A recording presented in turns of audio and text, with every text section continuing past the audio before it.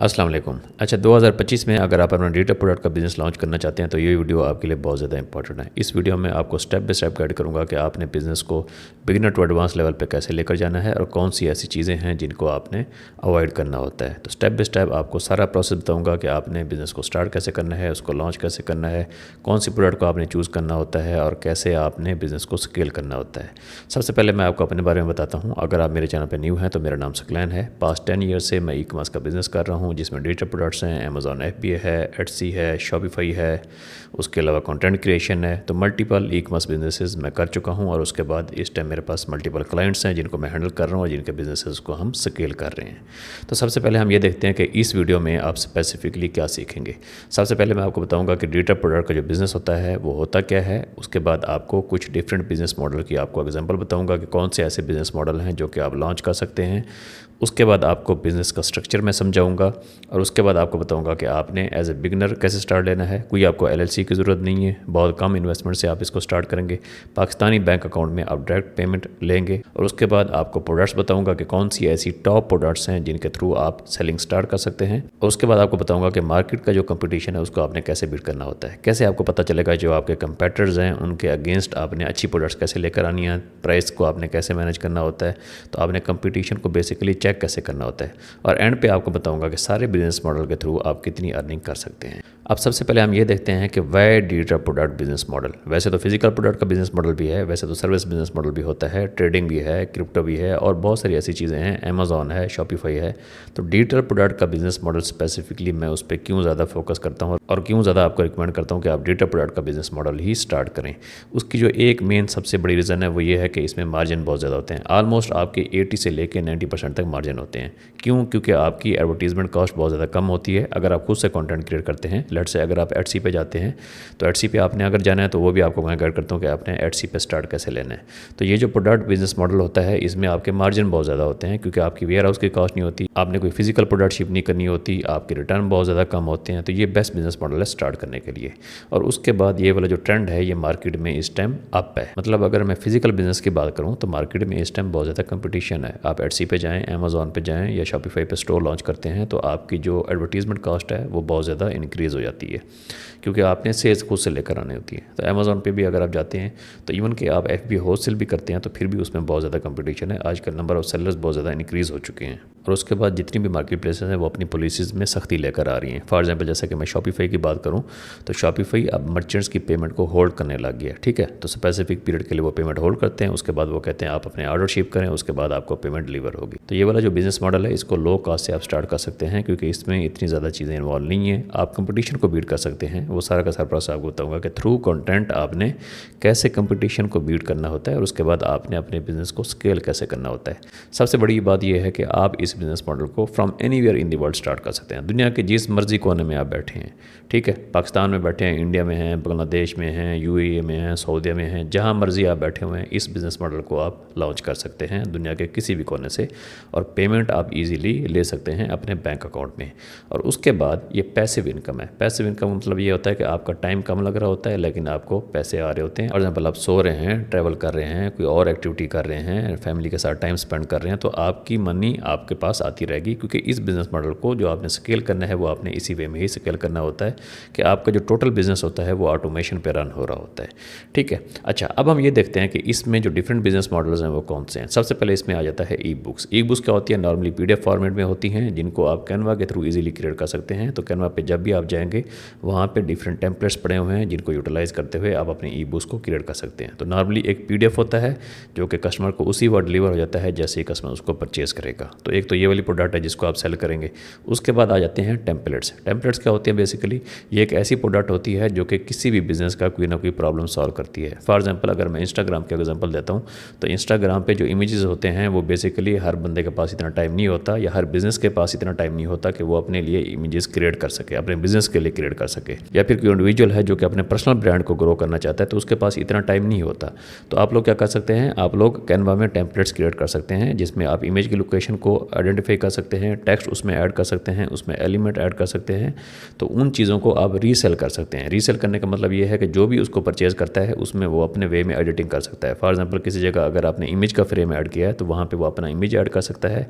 किसी जगह आपने टेक्स्ट ऐड किया तो टेक्स्ट को एडिट कर सकता है। इसी वे में किसी जगह अगर आपने कोई एलिमेंट का सेक्शन ऐड किया तो एलिमेंट को वो एडिट कर सकता है। अगली जो आपकी प्रोडक्ट आती है वो आती है प्लानर्स। प्लानर्स क्या होते हैं? बेसिकली प्लानर्स भी एक PDF की फॉर्मेट में होते हैं, लेकिन ये एडिटेबल नहीं होते।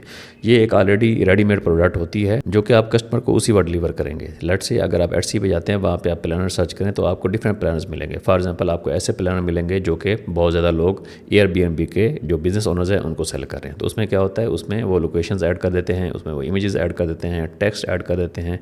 तो उसके बाद वो जो प्लानर होता है वो एज ए PDF आप अपने मोबाइल फ़ोन में यूज़ कर सकते हैं, अपने लैपटॉप में यूज़ कर सकते हैं, या फिर अपने टैब में यूज़ कर सकते हैं। तो स्पेसिफिकली एक प्रॉब्लम को आपने आइडेंटिफाई करना होता है और उसके बाद उसमें आपने वो स्पेसिफिक प्रोडक्ट क्रिएट करनी होती है। उसके बाद अगली जो आपकी प्रोडक्ट है वो शॉर्ट कोर्सेज हो सकते हैं या फिर वीडियो कोर्सेज हो सकते हैं, जैसा कि अभी आप मेरी वीडियो देख रहे हैं। लेकिन कोर्स सेल करने के लिए आपके पास कोई ना कोई स्किल सेट का होना ज़रूरी है। ठीक है, तो आपके पास स्किल सेट अगर है तो आप यूट्यूब को यूज़ करके, इंस्टाग्राम का जो शॉर्ट कंटेंट है उसको यूज़ करके आप अपने कोर्सेज सेल कर सकते हैं। कोर्सेज सेल करने के लिए आपके पास डिफरेंट प्लेटफॉर्म होते हैं। फॉर एग्जाम्पल जैसा कि गमरोड है, तो गमरोड पे आप अपना कोई कोर्स सेल करते हैं। फॉर एग्जाम्पल आप वीडियो फॉर्मेट में सेल कर सकते हैं या फिर आप PDF फॉर्मेट में सेल कर सकते हैं। अगर आप PDF फॉर्मेट में सेल करना चाहते हैं तो उसमें आपका जो टेक्स्ट है वो होगा, उसमें जो आपके इमेजेस हैं वो होंगे, उसमें आपकी कोई शॉर्ट वीडियो हो सकती है जिसको आप इंक्लूड कर सकते हैं। ठीक है, तो कोर्सेज आप बहुत अच्छे वे में सेल कर सकते हैं, लेकिन कोर्सेज के लिए शर्त यह है कि आपके पास स्किल सेट होना ज़रूरी है। आपके पास कोई ना कोई ऐसा नॉलेज होना चाहिए जो कि यूनिक होना चाहिए, आपके अपने एक्सपीरियंस के थ्रू होना चाहिए। उसके बाद आप कोर्सेज को सेल कर सकते हैं। कोर्सेज डिफरेंट प्राइस रेंज में सेल होते हैं, $20 से लेके इवन के $400-500 तक भी आप सेल कर सकते हैं। डिपेंड करता है कि आपके पास स्किल सेट कौन सा है। सेम इसी वे में आप अपनी कम्युनिटी बिल्ड कर सकते हैं। आपकी पेड कम्युनिटी हो सकती है। कोर्सेज और कम्युनिटीज़ ये एक सेम चीज़ आप इसे कह लें। कम्युनिटी में क्या होता है, आप अपने जो क्लाइंट्स होंगे, जो आपके स्टूडेंट्स होंगे, आप उनके साथ बेसिकली इंगेज कर सकते हैं। अगर आप कोई सर्विस भी प्रोवाइड करते हैं तो फिर भी आप अपनी कम्युनिटी लॉन्च कर सकते हैं। जो कम्युनिटी होती है उसको आप मंथली बेसिस पे या फिर ईयरली बेसिस पे एज ए सब्सक्रिप्शन चार्ज करते हैं। तो जो आपका स्टूडेंट होगा या फिर जो आपका कस्टमर होगा वो मंथली बेसिस पे पे करेगा, या फिर वो ईयरली बेसिस पे पे कर सकता है, या फिर वो 6 मंथ्स का पे कर सकता है। 6 मंथ्स का जो पे करेगा उसको थोड़ा सा डिस्काउंट मिल जाएगा। इसी वे में जो ईयरली पे करेगा उसे थोड़ा सा और ज़्यादा डिस्काउंट मिल जाएगा। उसके बाद आपकी अगली प्रोडक्ट आती है जो कि है फोटोग्राफी। फोटोग्राफी का बहुत ज़्यादा स्कोप है। अगर आप एक अच्छी लोकेशन पे रहते हैं तो आप फोटोग्राफी का बिजनेस बिल्ड कर सकते हैं। ऐसे फोटोग्राफ्स लोग आपके परचेज़ करके उनको मोबाइल पे एज ए वॉलपेपर यूज़ कर सकते हैं, या फिर उनको डेस्कटॉप पे एज ए वॉलपेपर यूज़ कर सकते हैं। इसी वे में अगली जो आपकी प्रोडक्ट आती है वो आपका आर्ट आता है। आर्ट कोई भी आपके पास आर्ट हो सकता है जिसको आप डिज़ाइन कर सकते हैं। उसमें वॉल आर्ट आ जाते हैं, जैसे कि वॉलपेपर्स होते हैं। तो वो जो वॉल आर्ट होते हैं लोग अपने ऑफिसेज़ में लगा सकते हैं, अपने होम्स में लगा सकते हैं। तो आप उनको डिटेली क्रिएट कर सकते हैं। उसके बाद आप उनको सेल कर सकते हैं। जो भी कस्टमर आपके आर्ट को परचेज़ करेगा उसको वो प्रिंट करवा सकता है। तो उसके बाद अगली जो चीज़ आती है वो है पर्सनल ब्रांडिंग। लेट्स से आप बिजनेस ओनर हैं, आप फ्रीलांसर हैं, आपकी सर्विस प्रोवाइड करते हैं या फिर आपकी कोई प्रोडक्ट है, तो आप अपना पर्सनल ब्रांड सोशल मीडिया पे डेवलप कर सकते हैं, जिसको इनमें से कोई भी एक प्रोडक्ट में आप कन्वर्ट कर सकते हैं। तो आपका जो पर्सनल ब्रांड होता है वो बेसिकली आपका स्किल सेट होता है, जिसमें आपके पास एक्सपर्टीज़ होती हैं, कोई ना कोई बिजनेस आप रन कर रहे होते हैं, कोई ऐसी चीज़ होती है जो कि आपको यूनिक बनाती है आपके कंपेटिटर से, दूसरी ऑडियंस से। तो आप उसकी बेसिस पे थ्रू कंटेंट ऑन इंस्टाग्राम या फिर यूट्यूब पे आप अपना पर्सनल ब्रांड डेवलप कर सकते हैं, और आप अपने पर्सनल ब्रांड को एक एक्स्ट्रा सोर्स ऑफ इनकम में कन्वर्ट कर सकते हैं through services, through digital products. और सेम वही बिजनेस जो आप ऑलरेडी कर रहे हैं, तो उस बिजनेस के लिए आपको अलग से कंटेंट क्रिएट करने की जरूरत नहीं है। वही कंटेंट जो आप अपने पर्सनल ब्रांड के लिए बेसिकली क्रिएट कर रहे होते हैं, उसी कंटेंट के थ्रू आप अपने दूसरे बिजनेस को भी स्केल कर सकते हैं। अब हम समझने की ट्राई करते हैं कि बिज़नेस का जो स्ट्रक्चर है वो क्या है। देखें, सबसे पहली चीज़ क्या होती है, आप अगर एटसी पे स्टार्ट करते हैं, एटसी बेसिकली एक मार्केट प्लेस है, जिस तरह अमेजॉन मार्केट प्लेस है, जिस तरह ईबे मार्केट प्लेस है। ठीक है, तो ये मार्केट प्लेसेस हैं। मार्केट प्लेसेस का मतलब ये होता है कि वहाँ पे कस्टमर ऑलरेडी आ रहा होता है, उनकी अपनी कस्टमर बेस होती है, वहाँ पे सेलर भी होता है, वहाँ पे बायर भी होता है। तो एटसी एक ऐसी मार्केट प्लेस है जहाँ पे आप डिजिटल प्रोडक्ट को सेल कर सकते हैं और जहाँ पे डिजिटल प्रोडक्ट का कस्टमर अवेलेबल है। तो एटसी पे आप स्टार्ट कर सकते हैं, लेकिन एटसी पे सेल करने के अपने फ़ायदे और नुकसान आते हैं। फॉर एग्जांपल, फ़ायदा कौन सा है? फ़ायदा ये है कि लो बैरियर एंट्री है, मतलब आप उस पर ईजिली स्टार्ट कर सकते हैं। जस्ट आपको $15 वहाँ पे अकाउंट सेटअप फीस पे करनी है, उसके बाद आपको अपनी प्रोडक्ट डेवलप करनी है, उसके बाद आप उसे लिस्टिंग करेंगे, उसके बाद आप अच्छा एसईओ करेंगे तो आपकी सेलिंग स्टार्ट हो जाएगी। अब बहुत केसेस में सेलिंग स्टार्ट भी हो सकती है, बहुत केसेस में नहीं भी स्टार्ट हो सकती। तो ईजी टू स्टार्ट है, मतलब आपका जो बिजनेस है वो जल्दी डेवलप हो जाता है, वहाँ पर स्टार्ट हो जाता है। उसके बाद एटसी पे मार्केटिंग का सेक्शन होता है, मतलब जितने भी कस्टमर एटसी पे आ रहे होते हैं, आप एटसी की जो मार्केटिंग का सेक्शन फंक्शन है उसको आप यूज़ करते हुए एटसी पे जो लोग आ रहे हैं उनको आप अपने प्रोडक्ट को एडवर्टाइज़ कर सकते हैं। फॉर एग्जांपल अगर कोई बंदा सर्च सेक्शन को यूज़ करेगा, वहाँ पे किसी प्रोडक्ट को वो फाइंड करता है, तो अगर आप एडवर्टाइज़ कर रहे हैं, एटसी पे मनी स्पेंड कर रहे हैं एड्स पे, तो आपकी जो प्रोडक्ट है वो सर्च रिजल्ट में ऊपर आ जाएगी। तो उसमें अगर आपकी ऐसी हुई है वो मैटर नहीं करती, क्योंकि आप ऑलरेडी मनी स्पेंड कर रहे हैं अपने प्रोडक्ट को ऊपर लाने में। तो एक तो इसका फ़ायदा ये हो गया। उसके बाद इसका नुकसान क्या है, इसमें कंपटीशन बहुत ज़्यादा है। मतलब एटसी पे अगर आपने स्टार्ट करना है तो आपकी जो प्रोडक्ट है वो यूनिक होनी चाहिए, या फिर कोई ऐसी प्रोडक्ट होनी चाहिए जिसमें कंपटीशन बहुत ज़्यादा कम हो। ठीक है, फॉर एग्जांपल कोई प्लानर अगर सेल कर रहा है, कोई अगर टेम्पलेट सेल कर रहा है, तो अगर आप सेल करते हैं तो आपको कुछ ना कुछ उसमें यूनिक करना पड़ेगा, ताकि वही लोग जो कि एटसी पे ऑलरेडी इन प्रोडक्ट को फाइंड आउट कर रहे हैं, आपकी प्रोडक्ट उसमें यूनिक हो, लोग आपकी प्रोडक्ट को अच्छा फाइंड आउट कर सकें। ठीक है, आपकी प्रोडक्ट सर्च रिजल्ट में अच्छी ज़्यादा पेयर होगी। और उसके बाद दूसरी जो चीज़ होती है, प्लेटफॉर्म की डिपेंडेंस बहुत ज़्यादा होती है। सारा का सारा आपका बिजनेस एटसी पे डिपेंड कर रहा है। किसी भी टाइम एटसी आपका अकाउंट सस्पेंड कर सकता है, आपको नोटिस दे सकता है। ठीक है, तो आपका सारा का सारा बिजनेस जो भी आपने मेहनत की है वो सारी की सारी वेस्ट हो सकती है। तो इसमें ये जो फ़ायदे हैं वो भी हैं, इसमें जो नुकसान आते हैं वो भी हैं। इन सारी चीज़ों को आपने मद्देनजर रखना होता है। अब एज ए बिगिनर मैं आपको क्या रिकमेंड करता हूँ, देखें आपने बिजनेस स्टार्ट करना है, एटसी पे अगर आप जाएंगे तो आपको ज़्यादा से ज़्यादा लिस्टिंग क्रिएट करनी पड़ेगी, आपको प्रोडक्ट के इमेजेस बनाने पड़ेंगे, आपको एसईओ करनी पड़ेगी, प्रोडक्ट की प्राइस ज़्यादा अच्छी रखनी पड़ेगी, अपने कंपटीशन को आपने सर्च करना है, रिव्यूज़ को आपको रीड आउट करना पड़ेगा। वो तो आगे चल के आपको बताता हूँ कि आपने कंपटीशन को कैसे बीट करना है। लेकिन मैं आपको रिकमेंड ये करता हूँ कि आप अपनी ऑडियंस को बिल्ड करें। पहले 6 महीने में 5 से 6 महीने लगा के आप अपनी ऑडियंस को बिल्ड करें। अब ऑडियंस बिल्ड करने के लिए आपके पास प्लेटफॉर्म कौन से हैं, जैसा कि इंस्टाग्राम है आपके पास, यूट्यूब है, या फिर थ्रेड का प्लेटफॉर्म है, वहाँ पर आप अपनी ऑडियंस बिल्ड करें। जब आप अपनी ऑडियंस को बिल्ड करना स्टार्ट हो जाएंगे तो 6 महीने आप ले लें। बहुत सारे लोग ऑनलाइन अर्निंग में क्या करते हैं, वो कहते हैं कि कल से हम हज़ारों डॉलर बनाना स्टार्ट हो जाएं। ऐसा बिल्कुल नहीं होता है। आप अमेजोन में जाएँ, शॉपिफाई में जाएँ, तो कहने का मतलब ये है कि जो मर्जी बिजनेस आप करें, आपको शुरू में कुछ ना कुछ मेहनत तो करनी पड़ेगी। शॉपिफाई में आप जाते हैं, आपको अकाउंट सेटअप करना पड़ेगा, आपको प्रोडक्ट अच्छी ढूंढनी पड़ेगी, उसके बाद आपको मार्केटिंग करनी पड़ेगी। इसी वे में अगर आप अमेजोन में जाते हैं तो सेम यही प्रोसीजर आपको अमेजोन में फॉलो करना पड़ेगा। तो बेहतर यही है कि आप अपनी ऑडियंस बिल्ड कर लें पहले 6 महीने लगा के। इंस्टाग्राम पर अगर आप जाते हैं तो थ्रू क्राउजल या थ्रू इमेजेस आप अपनी ऑडियंस बिल्ड कर सकते हैं, या फिर थ्रू शॉर्ट कंटेंट आप अपनी ऑडियंस बिल्ड कर सकते हैं। सेम इसी वे में अगर आप यूट्यूब पे जाते हैं, आपके पास कोई स्किल सेट है, तो थ्रू लॉन्ग फॉर्म कंटेंट या फिर थ्रू शॉर्ट वीडियोस आप यूट्यूब पे अपनी ऑडियंस बिल्ड कर सकते हैं, जिसमें आपके पास बहुत ज़्यादा वेज आ जाते हैं मोनेटाइज करने के, जो कि मैं कोर्स के एंड में आपको बताऊंगा कि कौन से ऐसे वेज हैं जिनके थ्रू आप अपनी ऑडियंस को मोनेटाइज कर सकते हैं। सेम इसी वे में अगर थ्रेड पे जाते हैं तो थ्रेड और इंस्टाग्राम आपस में लिंक्ड है। सेम वही ऑडियंस जो आपने इंस्टाग्राम पे बिल्ड की है, वही ऑडियंस आपके पास थ्रेड पे भी आ जाएगी। अब थ्रेड पे आप सेम राइटिंग का बिजनेस बिल्ड करेंगे, आपके पास राइटिंग की अच्छी स्किल होनी चाहिए। ठीक है, तो मैं आपको ये रिकमेंड करूँगा कि एज ए बिगिनर आप क्या करें, आप अपनी ऑडियंस बिल्ड करना स्टार्ट करें। उसके बाद आपने क्या करना है, आपने अपना न्यूज़लेटर या फिर आपने फ्री प्रोडक्ट डिलीवर करनी है। ठीक है, उसका क्या बेनिफिट होगा, जब आप वैल्यू दे रहे हैं थ्रू कंटेंट, तो आपने अपना न्यूज़लेटर बिल्ड करना है या फिर आपने अपनी फ्री प्रोडक्ट देनी है, ताकि वही जो ऑडियंस आपके पास सोशल मीडिया पे आ रही है वो आपकी फ्री प्रोडक्ट को ले सके या फिर आपके न्यूज़लेटर को सब्सक्राइब कर सके, जिसमें वीकली बेसिस पे या फिर मंथली बेसिस पे या फिर डेली बेसिस पे आप एक्स्ट्रा वैल्यू उन्हें प्रोवाइड कर सकें। अब 6 महीने के बाद आपने अपनी पहली पेड प्रोडक्ट या फिर सर्विस लॉन्च करनी होती है। ठीक है, अब वही जो पहली आपकी पेड प्रोडक्ट होगी, जब आप 6 महीने लगा लेंगे, कोई ना कोई ऑडियंस आपने बिल्ड कर लिए, तो वही पहली प्रोडक्ट हो सकता है 7वें महीने आपको 1000 से 2 से 3000 डॉलर पर मंथ देना स्टार्ट हो जाए। तो एग्जैक्टली आपने एक अच्छा बिजनेस बिल्ड कर लिया हुआ है, आपने अपनी ऑडियंस बिल्ड कर ली है। किसी न किसी प्लेटफॉर्म पे आपकी डिपेंडेंस अब नहीं है, एटसी पे नहीं है, अमेजोन पे भी नहीं है, शॉपिफाई पे भी नहीं है। आपकी अपनी ऑडियंस है जिसको आप मोनेटाइज कर रहे हैं, लेकिन उन प्रोडक्ट को आप गमरोड के थ्रू सेल करेंगे, क्योंकि आपके पास ऑडियंस तो आ चुकी है प्लेटफॉर्म पे। ठीक है, अब लास्ट में क्या होता है, इस बिजनेस मॉडल के थ्रू आप डिफरेंट वेज में इसको मोनेटाइज कर सकते हैं, जो कि कोर्स के एंड पे आपको बताऊंगा कि कौन कौन से ऐसे वेज हैं जिसके थ्रू आप अर्निंग कर सकते हैं। अच्छा, अब हम ये देखते हैं कि एज ए बिगिनर आपने स्टार्ट कैसे लेना है। सबसे बड़ी गलती जो बिगिनर करते हैं वो ये करते हैं कि वो कहते हैं कि हम तकरीबन 2 से 3 महीने बाद 3-4 हज़ार डॉलर पर मंथ अर्न करना स्टार्ट हो जाएं। ऐसा बिल्कुल नहीं होता। आपने शॉर्टकट्स की तरफ बिल्कुल नहीं जाना। आपने अपने आप को एक ही बिजनेस मॉडल पे आपका जो फोकस है वो होना चाहिए। अगली जो चीज़ आपने करनी है, अगर आपके पास कोई स्किल सेट है तो आपने उसको मोनेटाइज करना है। फॉर एग्जांपल आपको वीडियोग्राफी आती है, एडिटिंग आती है, कोई भी आपके पास स्किल सेट है तो उसको आपने मोनेटाइज करना है। मोनेटाइज कैसे करना है, आप उसको ई बुक्स के थ्रू मोनेटाइज कर सकते हैं, कोर्सेज के थ्रू मोनेटाइज कर सकते हैं, कम्युनिटी बिल्ड कर सकते हैं, या फिर आप अपने टेम्पलेट क्रिएट कर सकते हैं जो कि आपके स्किल सेट से रिलेटेड हों और दूसरे लोगों का प्रॉब्लम सॉल्व कर रहे हों। अगली जो चीज़ आपने करनी है, अगर आपके पास कोई स्किल सेट नहीं है तो आज ही कोई ना कोई हाई इनकम स्किल सेट सीखना स्टार्ट कर दें। बेशक आप कैनवा की डिज़ाइनिंग सीखें जिसमें आपको डिज़ाइन क्रिएट करना आता हो, आपको टेम्पलेट बनाने आते हों, या फिर आप वीडियो एडिटिंग सीख लें जो कि बहुत ज़्यादा इन डिमांड है, क्योंकि कंटेंट का जो काम है वो बहुत ज़्यादा एक्सपेंड हो रहा है। या फिर आप कॉपी राइटिंग सीख लें, अच्छे वे में आपको लिखना आता हो, तो जो भी दूसरे बिजनेसेस हैं या फिर जो दूसरे लोग अपना पर्सनल ब्रांड ग्रो करना चाहते हैं थ्रेड पे या फिर ट्विटर पे या फिर थ्रू ब्लॉगिंग, तो आप उनको कॉपी राइटिंग की सर्विसेज प्रोवाइड कर सकें। या फिर आप सेल्स की स्किल सीख लें। सेल्स की स्किल्स क्या क्या होती हैं कि आप दूसरे बिजनेस की जो सर्विसेज हैं उनको लीड्स ला कर दें, उनके लिए आप एज ए सेल्स काम करें, वहाँ पे आपको कमीशन मिल सकता है या फिर मंथली बेसिस पे आपको उसकी कोई ना कोई पेमेंट मिल सकती है।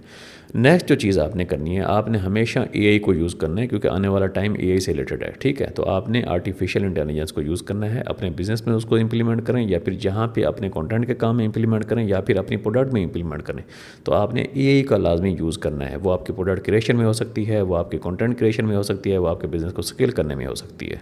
अब जब आपके पास कोई ना कोई स्किल सेट आ जाता है, जब आपकी कोई ना कोई ऑडियंस बिल्ड हो जाती है, आपका बिजनेस एस्टैब्लिश हो जाता है कुछ ना कुछ, तो फिर आपने अपना पर्सनल ब्रांड लाजमी डेवलप करना होता है। फॉर एग्जांपल, अगर आपने अपना फेसलेस अकाउंट बनाया हुआ है इंस्टाग्राम पे या फिर आपका कोई और बिजनेस है, तो आपने अपना पर्सनल ब्रांड डेवलप करना है। पर्सनल ब्रांड डेवलप करने का मतलब ये आता है आपको खुद को सोशल मीडिया पे आना चाहिए, आपका खुद का एक नेम होना चाहिए, लोग आपको एक स्पेसिफिक स्किल सेट से जानते हों, लोगों को पता हो कि यार ये वाला जो बंदा है इस स्किल सेट में ये एक्सपर्ट है, इसका ये वाला बिजनेस है, ताकि लोग आपकी सर्विसेज को, आपकी प्रोडक्ट्स को आपके नेम से जान सकें। तो इस वे में क्या होगा, आपकी जो एडवर्टीजमेंट की कास्ट है वो बहुत ज़्यादा लो हो जाती है, आपको एडवर्टाइज़ नहीं करना पड़ता, आप खुद अपनी प्रोडक्ट का, अपने बिजनेस का नेम होते हैं। अच्छा, अब हम ये देखते हैं कि बेस्ट जो प्रोडक्ट्स हैं वो स्टार्ट करने के लिए कौन सी हैं और आपने उनको किन वे में स्टार्ट करना होता है। हम ई बुक्स की अगर बात करें तो relationship, personal development, social media growth, cooking की रेसिपीज़ हो सकती हैं, या फिर आपकी कोई सक्सेस स्टोरी या फिर एक्सपीरियंसेस हो सकते हैं जो कि ई बुक्स के थ्रू आप सेल कर सकते हैं in the form of PDF। तो जो लोग आपकी प्रोडक्ट को परचेज करेंगे वो लोग बेसिकली ये वाली चीज़ें सीखेंगे in the form of writing, ठीक है। तो आप वहाँ पे कोई इमेजेस इंक्लूड कर सकते हैं, वहाँ पे अपनी कोई शॉर्ट वीडियोस में इंक्लूड कर सकते हैं, या फिर आप स्टेप बाय स्टेप सारा का सारा प्रोसेस मेंशन कर सकते हैं। ई बुक जो नॉर्मली होती है उसमें आपके कंटेंट होते हैं, आपके चैप्टर्स होते हैं।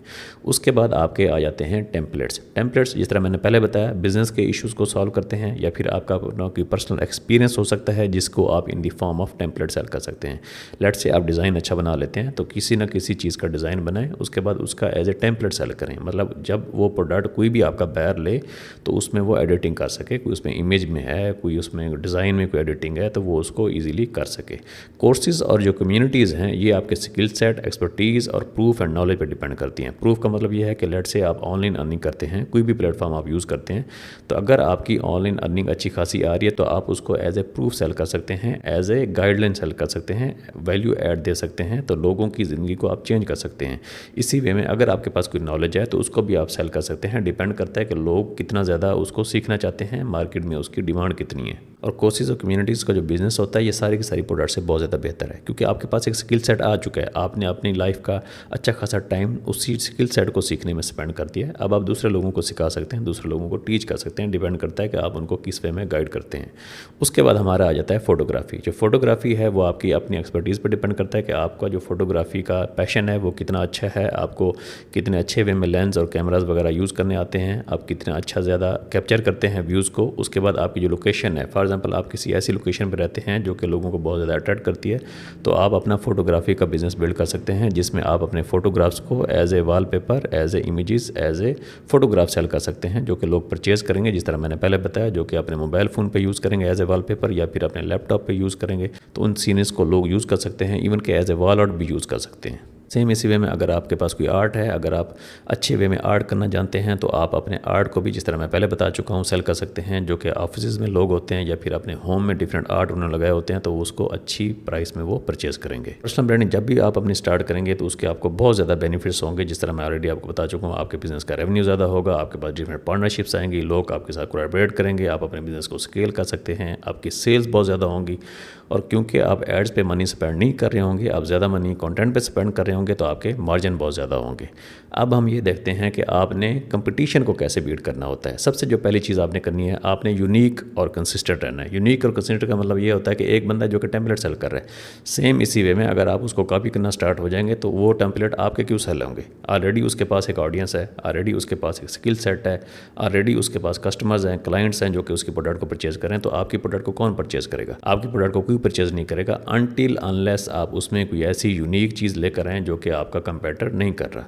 अब यूनिक चीज़ आपने कैसी बिल्ड करनी है, आप डिफरेंट रिव्यूज़ को रीड आउट करें कि भाई वो जो लोग ऑलरेडी सेल कर रहे हैं उनके कस्टमर या क्लाइंट्स क्या कह रहे हैं। आप रेडिट पे जाएं, वहाँ पे रिव्यूज़, लोगों के ओपिनियन को रीड करें। एटसी पे जाएं, वहाँ पे डिफरेंट प्रोडक्ट के रिव्यूज़ होंगे, लोगों की रिकमेंडेशन चेक करें, उनको आप रीड करें। गमरोड पे जाएँ, गमरोड पे डिफरेंट प्रोडक्ट के सेक्शन पर आपको रिव्यूज़ मिलेंगे, उनको आप रीड करें। ठीक है, इसी वे में मीडियम एक प्लेटफॉर्म है, वहाँ पर लोग अपनी ओपिनियन देते होते हैं, कोरा का एक प्लेटफॉर्म है, वहाँ पे लोग क्वेश्चन बहुत ज़्यादा पूछ रहे होते हैं, जो एक्सपर्ट हैं वो अपनी ओपिनियन दे रहे होते हैं। तो इसके थ्रू आप सारा का सारा डाटा कलेक्ट करें। उसके बाद नेक्स्ट जो चीज़ आपने करनी है, वो सारे रिव्यूज़ जो कि आपने रीड किया है, वहाँ से आपने किसी ना किसी प्रॉब्लम को तो आइडेंटिफाई किया होगा कि जो कस्टमर हैं, ये जो क्लाइंट्स हैं, ये स्पेसिफिक एक प्रॉब्लम को फेस कर रहे हैं। तो अब आपने क्या करना है, उन प्रॉब्लम को आपने एड्रेस करना है अपने कंटेंट के थ्रू, अपनी प्रोडक्ट के थ्रू, ठीक है। इसके बाद जब आप अपना बिजनेस बिल्ड करेंगे, जब आप अपनी प्रोडक्ट को बिल्ड करेंगे, जब आप अपना कंटेंट क्रिएट करना स्टार्ट करेंगे, तो आपने एनालिटिक्स को स्टडी करना होता है कि कौन सी ऐसी चीज़ें जो कि वर्क कर रही हैं। लेट्स से आपने एक फ्री प्रोडक्ट क्रिएट किया, तो बहुत ज़्यादा लोग उस फ्री प्रोडक्ट को अगर परचेज कर रहे हैं, तो हो सकता है आप उसमें कोई और वैल्यू ऐड दे के आप वही चीज़ रिपीट करना शुरू हो जाए, ठीक है। तो होता क्या है, बेसिकली आपने उसी चीज़ को रिपीट करना है जो कि वर्क कर रही हो आपकी निश में। अगेन आपने सेम कॉपी नहीं करना दूसरों को, लेकिन सेम आप अपनी चीज़ को कॉपी कर सकते हैं। अगर आपकी निश में कोई ऐसी चीज़ है जो कि वर्क कर रही है, तो आप उसको रिपीट करें। और नेक्स्ट जो चीज़ आपने करनी है, do not create a product before you authorize. अगर आपकी फ्री प्रोडक्ट सेल नहीं हो रही, तो आपकी पेड प्रोडक्ट भी सेल नहीं होगी। इस चीज़ को आपने माइंड में रखना है। $100 की प्रोडक्ट क्रिएट करने से पहले आपको वही प्रोडक्ट $10 में सेल करनी चाहिए, वही प्रोडक्ट $5 में सेल करनी चाहिए, वही प्रोडक्ट आपको फ्री सेल करनी चाहिए। अगर लोग आपकी फ्री प्रोडक्ट को लेंगे, तो लोगों से आप ओपिनियन लें कि लोग उस प्रोडक्ट के बारे में क्या कहते हैं। उसके बाद आप अपनी पेड प्रोडक्ट को डेवलप करें, जिसमें आप ज़्यादा वैल्यू ऐड प्रोवाइड करें, ताकि लोग आपकी जब पेड प्रोडक्ट को परचेज करेंगे, उसके बाद आपको रिव्यूज़ देंगे, तो फिर आपको ज़रूरत नहीं है कोई और प्रोडक्ट क्रिएट करने की। सेम उसी प्रोडक्ट को, एक ही प्रोडक्ट को फिर आप स्केल कर सकते हैं। कोई ई बुक है, कोई टेम्पलेट है, कोई प्लानर है, कोई कोर्स है, कोई भी आपकी प्रोडक्ट हो सकती है। तो उसके बाद आप उसे स्केल कर सकते हैं अच्छे खासे वे में। तो कंटेंट क्रिएट करने का जो मकसद होता है, क्योंकि आप अपनी आइडेंटिटी बना रहे हैं, आप अपनी अथॉरिटी बिल्ड कर रहे हैं, तो उसके थ्रू जो आपकी बंदा प्रोडक्ट परचेज करेगा, वो आपको अच्छा रिव्यू देगा अगर आपकी प्रोडक्ट भी अच्छी होगी। तो उसके बाद आप उसे स्केल कर सकते हैं मल्टीपल लेवल पे। इवन कि आप अपनी प्रोडक्ट की एड्स भी क्रिएट कर सकते हैं। तो ये डिपेंड नहीं करता कि आपने सारा का सारा बिजनेस कंटेंट के थ्रू स्केल करना होता है। डिपेंड करता है कि आपकी जो प्रोडक्ट है वो कितनी ज़्यादा अच्छी है, उसके जो मार्केट में कितना ज़्यादा गैप है जो कि वो कवर करने जा रही है। अब लास्ट में हम ये देखते हैं कि आप इस बिजनेस मॉडल के थ्रू कितनी अर्निंग कर सकते हैं, ठीक है। वैसे तो कोई एस्टिमेट नहीं है जहाँ पे इवन कि आप $1 मिलियन इसे अर्न कर लें, इवन कि आप कुछ भी ना अर्न करें, तो डिपेंड करता है कि आपके हार्ड वर्क पे। लेकिन आपको मैं एक एस्टिमेट बता देता हूँ। सबसे पहले हम ये देखते हैं कि कितने ऐसे वेज हैं जिसके थ्रू आप अर्निंग करेंगे। सबसे पहले आपकी अपनी प्रोडक्ट होंगी, उसके बाद एफिलिएट प्रोडक्ट होंगी। अगर आप कंटेंट क्रिएट कर रहे हैं, तो एफिलिएट प्रोडक्ट आपकी नीश से रिलेटेड हो सकती हैं। कोई ऐसी प्रोडक्ट हो सकती हैं जो कि दूसरे लोगों की आप सेल करेंगे, तो उसका आपको कमीशन मिलेगा। इसी में एड्स के थ्रू आपके पास पैसा आएगा अगर आप यूट्यूब पे कंटेंट क्रिएट करते हैं। और उसके बाद ब्रांड स्पॉन्सरशिप आपकी बहुत ज़्यादा इंपॉर्टेंट होती है और बहुत ज़्यादा मनी इसमें आप अर्न कर सकते हैं। तो यूट्यूब पे, इंस्टाग्राम पे, थ्रेड पे, जहाँ पे भी आप कंटेंट क्रिएट करेंगे, आपकी नीश से रिलेटेड जितने भी ब्रांड्स होंगे वो आपसे कंटेंट करेंगे कि आप हमारी प्रोडक्ट को अपने ट्वीट में, अपनी वीडियो में या फिर कहीं पे भी अपने कोर्स में प्रमोट करें, तो इतना कमीशन हम आपको पे करेंगे और इतनी आपको वन टाइम फीस पे करेंगे। उसके बाद जो अगली चीज़ आएगी वो आपकी सर्विस है। लेट्स से आप अपने कंटेंट के बिजनेस को या फिर डेटा प्रोडक्ट के बिजनेस को एज ए सर्विस में कन्वर्ट करना चाहेंगे, तो उसके थ्रू भी आप अच्छी खासी अर्निंग कर सकते हैं। तो नॉर्मली जो आपकी प्रोडक्ट होंगी वो आपको $2000 से लेकर $10,000 पर मंथ तक बना के दे सकती हैं। डिपेंड करता है कि आपके पास ऑडियंस कितनी है और किस टाइप की प्रोडक्ट को आप सेल कर रहे हैं। फॉर एग्जांपल, अगर आप $100 की प्रोडक्ट को सेल करते हैं, तो आपको $2000 बनाने के लिए कितने कस्टमर चाहिए? 20 कस्टमर चाहिए। सेम इसी वे में अगर आप $10 की प्रोडक्ट को सेल करते हैं, तो आपको $2000 बनाने के लिए 200 कस्टमर चाहिए। तो डिपेंड करता है आपकी जो प्रोडक्ट है वो कितनी वैल्यूएबल प्रोडक्ट है, उसकी प्राइस रेंज क्या है। अब इसी वे में आपकी जो अर्निंग है वो डिफर करेगी। अगर आपकी प्रोडक्ट की प्राइस कम है तो आपको ज़्यादा बायर चाहिए होगा, अगर आपकी प्रोडक्ट की प्राइस ज़्यादा है तो आपको कम बायर चाहिए होंगे। अब आपके पास आ जाती है दूसरी एफिलिएट अर्निंग। एफिलिएट अर्निंग ये होता है कि आप दूसरे को प्रोडक्ट को प्रमोट करते हैं, उसके बाद आपको कमीशन मिलता है। बहुत सारी ऐसी एफिलिएट प्रोडक्ट्स होती हैं जो कि $200 $300 तक सेल होती हैं। तो अगर आपने एफिलिएट मार्केटिंग में जाना है थ्रू कंटेंट, तो आप ट्राई करें ऐसी प्रोडक्ट को सेल करें जो कि $100 से अबव की हो, ताकि उसका अगर आप 40% भी आपको कमीशन मिले तो आप $40 उसका अर्न कर लें। अब ये मैंने एक रफ से एस्टिमेट लिखे हुए हैं, आप इसको स्केल भी कर सकते हैं। इवन के बहुत सारे ऐसे लोग हैं जो कि $20,000 से $30,000 भी एफिलिएट मार्केटिंग के थ्रू महाना कमा रहे हैं। तो डिपेंड करता है आप पे। अब एड्स की बात करें तो एड्स के थ्रू यूट्यूब पे आप इतना ज़्यादा रेवेन्यू नहीं कर सकेंगे। डिपेंड करता है आपके व्यूज़ पे। अगर आप ज़्यादा व्यूज़ लेकर आते हैं तो ज़्यादा अर्निंग करेंगे, लेकिन अगर आप कम व्यूज़ लेकर आते हैं तो आप कम अर्निंग उसे करेंगे। स्पॉन्सरशिप की अगर बात करें तो स्पॉन्सरशिप जो होती है वो व्यूज़ पे कभी डिपेंड कर रही होती है, कभी नहीं कर रही होती है। अगर आपकी नीश अच्छी है, फॉर एग्जाम्पल अगर आपकी एजुकेशनल नीश है, या फिर आपकी फाइनेंस की नीश है, या फिर आपकी बिजनेस की नीश है, तो उसमें जो स्पॉन्सर होंगे वो आपको ज़्यादा पे करेंगे, क्योंकि बिजनेस या फाइनेंस या इंश्योरेंस, इन चीज़ों से रिलेटेड जो भी कस्टमर या क्लाइंट होते हैं उनके पास पैसे होते हैं, वो पैसा इन्वेस्ट करना चाहते हैं। तो बिज़नेस आपको ज़्यादा पे करेगा इन कस्टमर्स या क्लाइंट्स को टारगेट करने के लिए। इसी वे में अगर मैं सर्विस की बात करता हूँ, तो सर्विस में भी आप अपने बिज़नेस को उसी वे में स्केल करेंगे जैसा कि आप प्रोडक्ट में स्केल करेंगे। आपकी जो प्राइस है वो बहुत ज़्यादा मैटर करती है। फॉर एग्जाम्पल, कोई ऐसा क्लाइंट हो सकता है जो कि आपको $2,000 से $3,000 पर मंथ पे कर रहा हो, ठीक है। कोई ऐसा क्लाइंट हो सकता है जो कि इवन आपको $10,000 पर मंथ भी पे कर रहा हो। तो डिपेंड करता है कि आपकी जो प्राइस सेस सर्विस की वो किस रेंज में है। तो इस बिज़नेस को आप इवन के बहुत सारे ऐसे लोग हैं जो कि 1 लाख, 2 लाख, इवन के $5 लाख पर मंथ भी सर्विसेज से अर्न कर रहे हैं। तो इसमें जो मेन आपकी जो इनकम है वो आपकी प्रोडक्ट्स हैं, एफिलिएट है, स्पॉन्सरशिप है और सर्विसेज हैं। ठीक है, तो ये जो आपकी 4 जो सोर्सेज हैं ये आपके बहुत अच्छे सोर्सेज हैं, इनके थ्रू आप अच्छी खासी अर्निंग कर सकते हैं। So thank you for watching this video. Please make sure to subscribe my channel for more videos.